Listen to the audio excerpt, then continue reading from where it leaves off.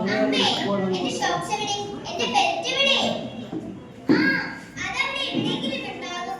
വേഗം പോവാൻ നോക്ക്. ഇപ്പോൾ ബസ് വരും.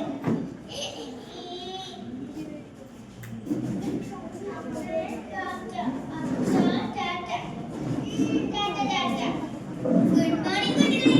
ഇന്നെല്ലാവരും ഹാപ്പിയിലാണല്ലോ. എല്ലാവരും അവധിക്ക് കുറേ കളിച്ചില്ലേ? ടീച്ചർ ഞാൻ ബീച്ചിൽ പോയി കുറേ കുളിച്ചു. ടീച്ചർ ഞാൻ പാർക്കിൽ പോയി കുറേ കളിച്ചു. അല്ല മണിക്കുട്ടി എന്തിനാണ് കരയുന്നത്? എങ്ങോട്ടേക്കും കൊണ്ടുപോയില്ല. കരയുണ്ടാട്ടോ. അശ്വതി നാണിയാണല്ലോ എന്നെ ഇപ്പോൾ വിളിച്ചത്. ആ നാണിയനെ കുറെ വിളിച്ചായിരുന്നു. പിന്നെ നിന്നെ വിളിക്കാണ്ട് ഏതു നേരം കുത്തി കത്തി കളിച്ചാ പോരെ നിനക്ക്? അത് പിന്നെ നാണിയമ്മേ എനിക്ക് എന്റെ ഫ്രണ്ട്സ് ചേർന്ന് ചാറ്റിംഗ് വീഡിയോ കോൾ കേട്ട് ഞാൻ ഇച്ചിരി ബിസിയിലായിരുന്നു. നീ അവിടെ കുത്തി കത്തി കളിച്ചു. ഞാൻ പോകുന്നു.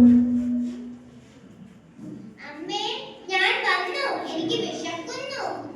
ആ അവിടെ ടേബിളിൽ ബിസ്ക്കറ്റും ചായ എടുത്ത് വെച്ചിട്ടുണ്ട്. പോയി ഇരുന്ന് കഴിക്കുന്നു. എല്ലാ ദിവസവും ബിസ്ക്കറ്റ് ചായ. അപ്പുറത്തെ വീട്ടിലെ മോന് കണ്ടില്ലേ എന്തൊക്കെ പലഹാരമാണ് ഉണ്ടാക്കി കൊടുക്കുന്നത്? ഭക്ഷണത്തിന് വേണ്ടി കുറ്റം പറയാണ്ട് പോയി ഇരുന്ന് കഴിക്കാൻ നോക്കണേ.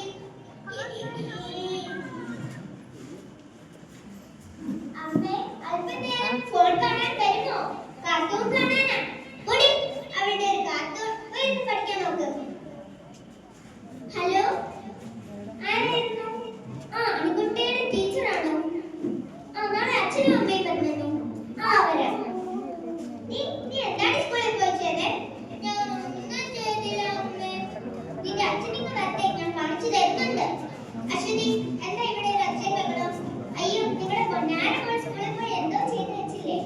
നീ എന്താണ് സ്കൂളിൽ പോയി ചെയ്തേ? ഞാൻ ഒന്നും ചെയ്തില്ല അച്ഛൻ. ഈ അമ്മ വെറുതെ പറയുന്നതാ. നമുക്ക് നാളെ സ്കൂളിൽ പോയി നോക്കാം. ആ അണിക്കുട്ടിയുടെ പാരന്റ്സ് അല്ലേ? വരൂ ഇരിക്കൂ. എന്താണ് ടീച്ചർ പ്രശ്നം? പ്രശ്നമൊന്നുമില്ല. ഞാൻ എല്ലാവരുടെ അടുത്തും ചോദ്യം ചോദിച്ചു. എല്ലാവരും പറയും ടീച്ചറാണ് ഡോക്ടറാണ്. പക്ഷെ അണിക്കുട്ടി പറഞ്ഞത് എനിക്ക് ഒട്ടും വിശ്വസിക്കാനായി പറ്റില്ല. ആക്ച്വലി എന്ന് വെച്ചാൽ അവൾ പറഞ്ഞത് അമ്മയുടെ ഫോൺ വേണമെന്നാണ്. അതിനെല്ലാത്തിനും കാരണം നിങ്ങളായിരുന്നു. ടീച്ചർ എന്റെ മോളെ ഒന്ന് ഫോർത്തിൽ നിന്ന് തുടങ്ങി. ഓക്കെ ഫോർത്തിൽ നിന്ന് അണിക്കുട്ടീനെ എന്ന് വിളിക്കൂ.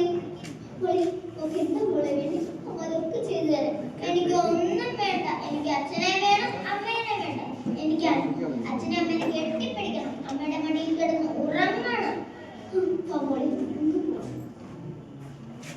ഇതിൽ നിന്ന് നിങ്ങൾക്ക് എന്താണ് മനസ്സിലായത്?